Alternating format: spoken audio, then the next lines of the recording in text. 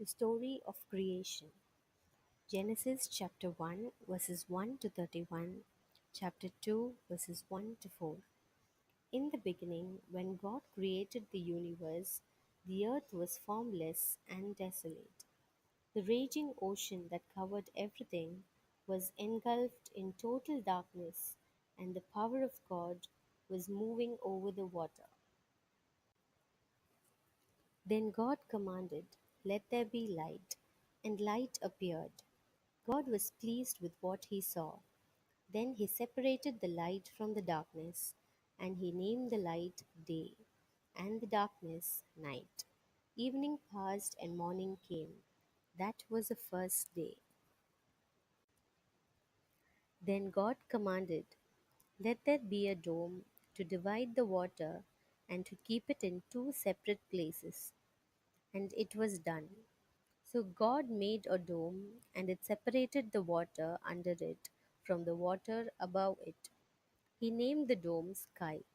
Evening passed and morning came. That was the second day. Then God commanded, "Let the water below the sky come together in one place, so that the land will appear." And it was done. He named the land Earth, and the water which had come together he named Sea. And God was pleased with what he saw. Then he commanded, "Let the earth produce all kinds of plants, those that bear grain and those that bear fruit." And it was done. So the earth produced all kinds of plants, and God was pleased with what he saw. Evening passed and morning came. That was the third day. Then God commanded, "Let lights appear in the sky, to separate day from night, and to show the time when days, years, and religious festivals begin. They will shine in the sky to give light to the earth." And it was done.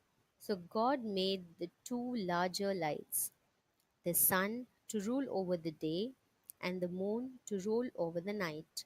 He also made the stars. He placed the lights in the sky to shine on the earth, to rule over the day and the night, and to separate light from darkness. And God was pleased with what he saw. Evening passed and morning came. That was the fourth day. Then God commanded, "Let the water be filled with many kinds of living beings, and let the air be filled with birds." So God created the great sea monsters and all kinds of creatures that live in the water, and all kinds of birds. And God was pleased with what he saw. He blessed them all and told the creatures that live in the water to reproduce and to fill the sea. And he told the birds to increase in number. Evening passed and morning came. That was the fifth day. Then God commanded, "Let the earth produce all kinds of animal life, domestic and wild, large and small." And it was done. So God made them all, and he was pleased with what he saw. Then God said, "And now we will make human beings. They will be like us and resemble us.